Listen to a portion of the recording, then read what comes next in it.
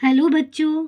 आज हम इस वीडियो में कक्षा 7 की हिंदी पुस्तिका ज्ञान सागर का 17वां अध्याय काकी पढ़ेंगे। ये जो कहानी है वो सियाराम शरण गुप्त जी द्वारा लिखी गई एक कहानी है।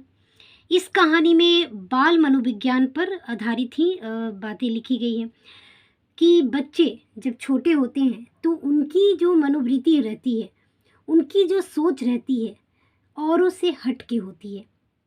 ठीक है, और बड़ों से तो बिल्कुल भी अलग रहती है। तो इसी में इस कहानी में बच्चे के बारे में बताया गया है। एक छोटे बच्चे जो अपने कोई भी बच्चा सबसे ज़्यादा जो लगाव है उसे अपनी माँ से रहता है। ठीक है, तो माँ और उस वैसे समय में माँ का जो बिछड़ाव यानी कि माँ जब नहीं रहे तो बच्चे पे क्या बीतती है वो और कोई नहीं समझ सकता। माँ के बिना उसका जीवन जो है एक नीरस के समान हो जाता है। जैसा कि इस पार्ट में भी बच्चे का हुआ है। श्यामू जो एक बच्चा है उसकी भी माँ बहुत छोटे में ही मर जाती है। काकी जिसका नाम है वो बहुत बचपन में मर जाती है। और बच्चे जीवन की वास्तविकता जो होती है उससे अपरिचित होते हैं कि आखिर सच्चाई है क्या। उसे इतना तक नहीं समझ रहता है कि जो मर गया वो वापस लौट के नहीं आ सकता है। और वे समझ ही नहीं पाते कि मेरी माँ कहाँ गई। माँ को आकाश में धरती पर उतारने के लिए वो तरह तरह के उपाय ढूंढता है। तो उसी पर आधारित यह कहानी है। पूरे कहानी में देखें तो हम जो श्यामू नाम का जो बालक है वो अपनी माँ काकी के लिए व्याकुल ही रहता है और किसी भी तरह से वो अपनी माँ को पाना चाहता है। और ये जो उसका लगाव है, माँ से उसका जुड़ाव है, वो इस पाठ में देखने को मिले। तो शुरू करते हैं बच्चों इस पाठ को। उस दिन बड़े सवेरे रामू की नींद खुली तो उसने देखा घर पर कोहराम मचा हुआ है। कोहराम मतलब अब बहुत ही व्याकुलता थी, सभी परेशान थे।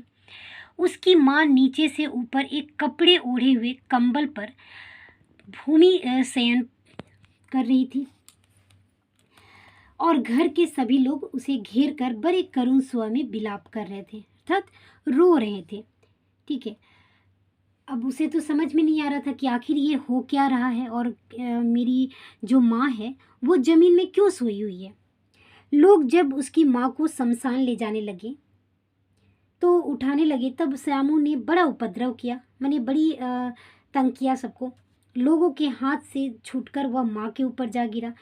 तो बच्चे बच्चे होते हैं, उन्हें सबसे ज़्यादा जो होता है माँ से जुड़ा होता है। और माँ को सारे लोग जब पकड़ के कहीं ले जा रहे हैं, उठा के कहीं ले जा रहे हैं, तो वो समझ तो नहीं पा रहा कि आखिर हो क्या रहा है, लेकिन वो अंदर से इतना व्याकुल है और किसी भी तरह वो अपनी माँ से लिपटने की कोशिश करता है और सभी उसे रोकते हैं। तो देखते हैं आगे क्या होता है। काकी सो रही है, इसे इस तरह उठाकर कहाँ लिए जा रहे हो, मैं इसे न ले जाने दूंगा, बच्चा बोलता है। लोगों ने बड़ी कठिनता से उसे उठाया। काकी ने के अग्नि संस्कार में भी उस न जा सका। एक दासी राम राम करके उसे घर पर ही संभाली रखी थी, क्योंकि बच्चा बहुत छोटा था, वह उस चीज़ को समझ नहीं पाता और ज़्यादा परेशान होता। उसके आंखों के सामने यदि उसकी माँ को आग पे जलाया जाए तो वो कैसे बर्दाश्त कर पाता, इसलिए उसे नहीं ले गया गया। और यद्यपि बुद्धिमान गुरुजनों ने उसे विश्वास दिलाया कि उसकी काकी उसके मामा के यहाँ गई है, परंतु यह बात उससे छिपी न रह सकी कि काकी और कहीं नहीं, ऊपर राम के यहाँ गई है। काकी के लिए कई दिन लगातार रोते रोते उसका रुदन तो धीरे धीरे शांत हो गया। तो मतलब सभी तो उसे बता दिए कि नानी घर गई है, मामा के घर गई है, लेकिन धीरे धीरे किसी किसी की बातों से ये पता चला कि वो राम के घर गई है, अर्थात भगवान के पास चली गई है। तो बच्चा ये भी नहीं समझता है कि भगवान के पास चली गई मतलब कहाँ चली गई है।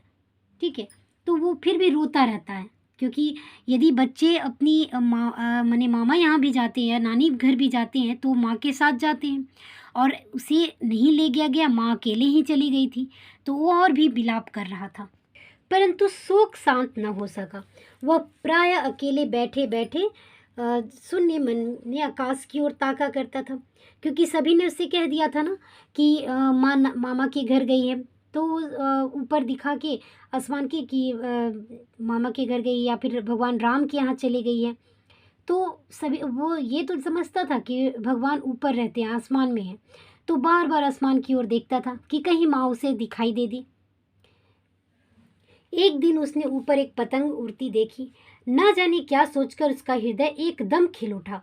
पिता के पास जाकर बोला, काका, मुझे एक पतंग मंगा दो, अभी मंगा दो। जिद करने लगा। और बच्चे का मन, वो किस लिए पतंग मार रहा है ये भी नहीं कोई समझ पा रहा। उसे लगा कि खेलने के लिए बच्चा मांग रहा है। पत्नी की मृत्यु के बाद वे विशेश्वर बहुत अनमने से रहते थे। अच्छा, मंगा दूंगा कहकर वे उदास भाव से और कहीं चले गए। मतलब वो बात को टालते हुए वहाँ से उठ के चले जाते, क्योंकि वो भी पत्नी के वियोग में बहुत उदास रहते हैं। श्यामू पतंग के लिए बहुत उत्कंठित था। मतलब बहुत जिज्ञासु था कि मुझे चाहिए ही, जिद जिसे कहते हैं। वो बहुत जिद कर रहा था। वो अपनी इच्छा किसी तरह न रोक सका। एक जगह खूंटी पर विश्वेश्वर का कोट टंगा था।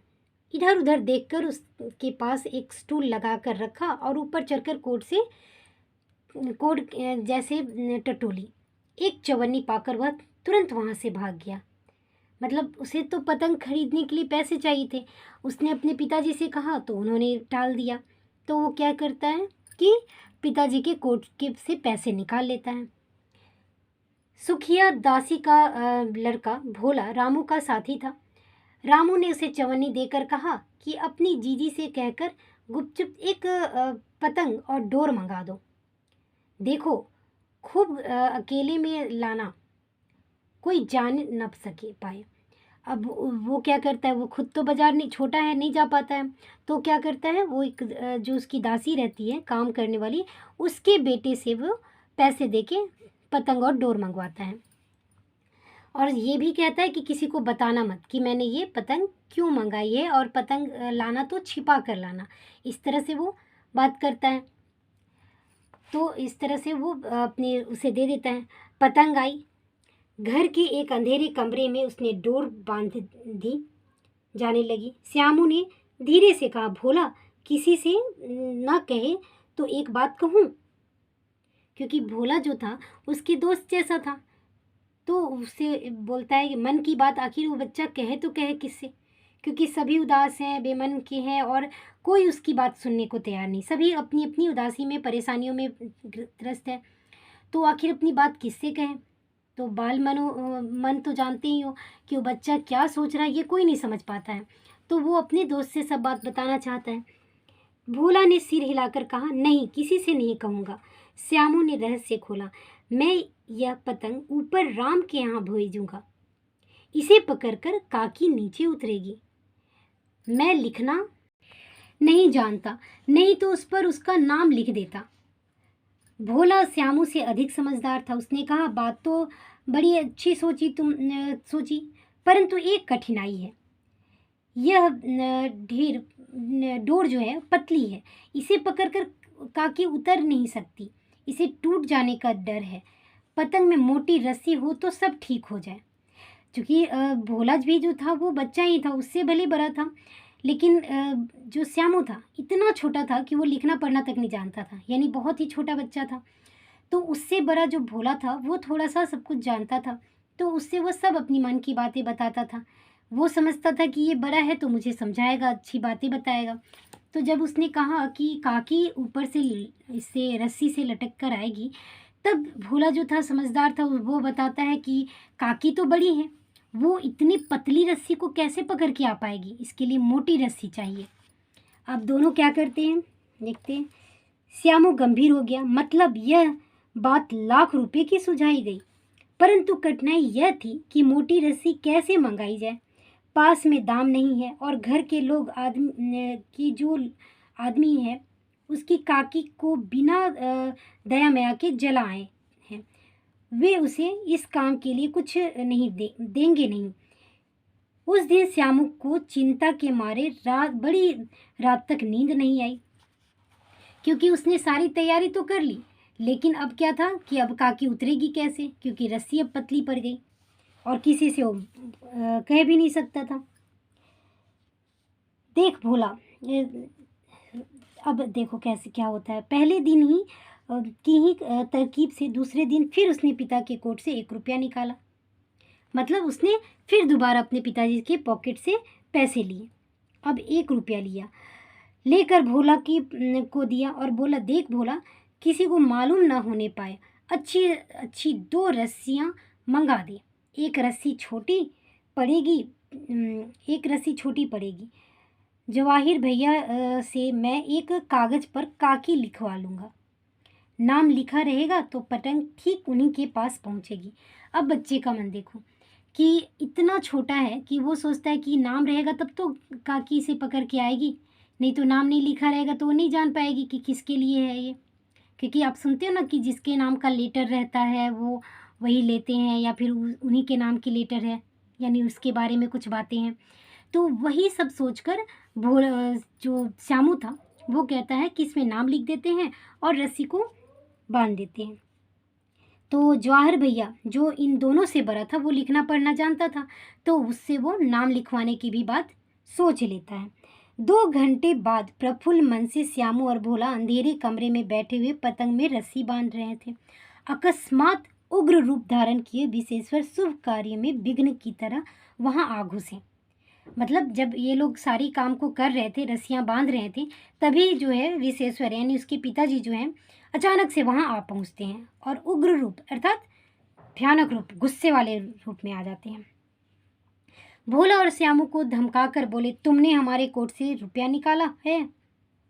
क्योंकि उनके पॉकेट से तो पैसे निकले थे, तो वो सोचे कि आखिर मेरे पॉकेट से पैसे कैसे निकले। तो वे डांट के पूछते हैं। भोला एक ही डांट में मुखाबिर हो गया, बोला, श्यामू भैया ने रस्सी और पतंग मंगाने के लिए निकाला था। थे तो दोनों बच्चे ही। तो जैसे ही वो गुस्से में पिताजी को देखा तो भोला जो बच्चा था, दासी का बेटा, वो डर गया कि कहीं उसे मार ना पड़ने लगे। तो उसने और कहीं ये ना समझा जाने लगे कि मैंने चोरी की है, तो उसने झट से बता दिया कि श्यामू भैया ने पैसे रस्सी और पतंग मंगाने के लिए पैसे निकाले थे ताकि वो बच जाए। अब तो विश्वेश्वर जो थे वो बहुत गुस्से में आ जाते हैं। विश्वेश्वर ने श्यामू को 2 तमाचे जर कर कहा, चोरी सीख रहा, जेल जाएगा। आज तुझे आज अच्छी तरह समझाता हूँ, कहकर फिर कई तमाचे जड़े और कान मलने के बाद पतंग फाड़ डाली। अब रस्सियाँ की ओर देखकर पूछा, ये किसने मंगाई? अब बहुत सारी मार तो पड़ गई और गुस्सा भी उतना ही था। और दूसरी रस्सी देख के हुए फिर पूछते हैं, ये रस्सियाँ किसने मंगाई? भोला ने कहा, इन्होंने मंगाई थी। कहते थे इससे पतंग तानकर काकी के राम के यहाँ नीचे उतारूंगा। तो विशेश्वर हतबुद्धि होकर वहीं खड़े रह गए। उन्होंने फटी हुई पतंग देखी, उस पर चिपके हुए कागज पर लिखा था काकी।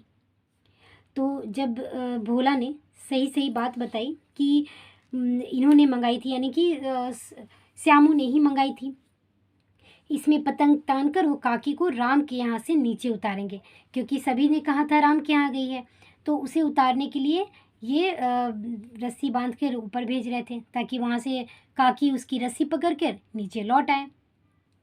जब विशेश्वर प्रसाद को ये सारी बातें मालूम हुई तो ये बहुत ही आश्चर्य में पड़ जाते हैं और वे जो पतंग फाड़ कर उन्होंने फेंका था उसे उठाकर देखने लगे थे, तो उसमें लिखा था काकी। और ये सब देख के वे आश्चर्य से देखने लगते हैं और सोच में पड़ जाते हैं कि जो है पतंग के सहारे माँ को आकाश से धरती पर उतारने का उपाय जो है, एक तरह से बच्चा की कल्पना शक्ति है, माने वो सोच में है कि हम किसी भी उपाय से अपनी माँ को यहाँ बुला ही लेंगे। और अपने परिजनों, माने उसके जो पिताजी थे या घर परिवार के जो भी लोग थे, उस परिजन पे अधिक विश्वास उन्हें अपनी मित्र पर था, क्योंकि उसे लग रहा था कि सभी लोग तो भेजे हैं तो वो तो बुलाएंगे नहीं, तो मैं अपने मित्र से बोलकर, अपने दोस्त से बोलकर मंगवा सकता हूँ, क्योंकि घर के लोग तो कोई मेरी बात सुनेंगे ही नहीं। और माँ को धरती पर लाने के लिए उसने जितनी सारी योजनाएं की थी वो सारी उसकी विफल हो जाती हैं, और उसके बदले में बहुत भरपूर पिटाई भी पड़ती है। तो इस तरह से लेखक जो हैं इस कहानी के माध्यम से ये बताने की कोशिश कर रहे हैं कि बच्चों को उनकी वास्तविकता से, उनकी सच्चाई से कोई संबंध नहीं होता है। उन्हें तो बस अपनी मन की बात पूरी करनी रहती है। यही बच्चों का मानसिक विचार रहता है कि बस उसे किसी भी हद तक, आप देखते ही होंगे कभी-कभी छोटे बच्चे या फिर कभी-कभी आप सब भी कितनी छोटी-छोटी बातों के लिए, अब यदि आपके मम्मी-पापा नहीं भी करना चाहते हैं, तो आप ज़िद पकड़ के बैठ जाते हो और उसके लिए आप चिढ़ना शुरू कर देते हो, रोना शुरू कर देते हो या फिर गुस्से में रहना शुरू कर देते हो। क्योंकि आप ये नहीं समझते हो क्योंकि आपके मम्मी-पापा क्यों मना कर रहे हैं। आपका जो सोच है, वो बड़ों से बिल्कुल अलग है। तो इसी तरह इस कहानी में जो है श्यामू की होती है। तो इस तरह से लेखक ने सिर्फ़ यहाँ बच्चों के विचार और उसकी सोच को उजागर करने का प्रयास किया है कि बच्चे की सोच कहाँ तक पहुँचती है। तो इस तरह से इस पाठ का एक्सप्लेनेशन यहीं समाप्त होता है। धन्यवाद।